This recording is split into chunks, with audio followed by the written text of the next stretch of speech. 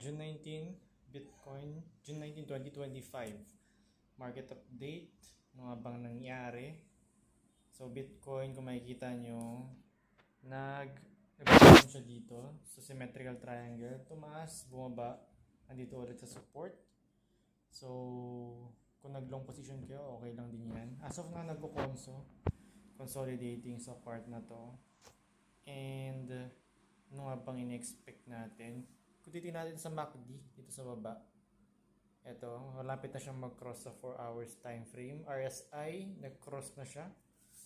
So, kung higher time frame is may chance na tumaas. Dahil nasa support siya, pwede siyang tumaas and bumalik siya dito sa gitna, 106. Bearish scenario naman, bumalik ulit sa support, bumaba. Pumunta dito, around 102 or bumaba ng 100. So, wag naman. Kasi kung chinecheck nyo yung news sa Twitter, ganun, nagpo-follow kayo ng mga influencers, malapit na mag-pass yung Genius Act ng USA. So, ibig sabihin nun, gagawa yung USA ng stable coins nila, back up by US dollar. So, kumbaga 1:1. Pag $1 is $1 din ng maybe stable coin nila. So, i-adapt nila yon. And kapag nangyari yun, kapag in-adapt nila yun, big milestone yun dahil ibig sabihin, na-adapt na siya ng biggest economy sa buong mundo at pwede siyang tuladin ng China, ng Russia, iba't ibang Pilipinas, pati Pilipinas. Okay, so magandang magandang senyales yun na crypto will stay dahil sa mga news na yun.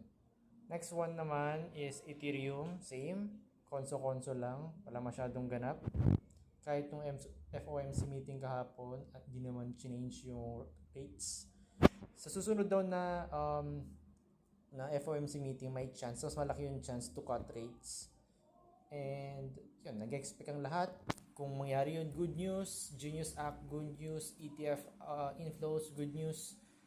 War is nag-cool down na when it comes to crypto. Kumbaga, na-digest na lahat ng issue about doon and mostly positive news na yung mangyayari. Okay, so sana so for the next few months until November, hold lang tayo. Personally, mag-hold muna ako.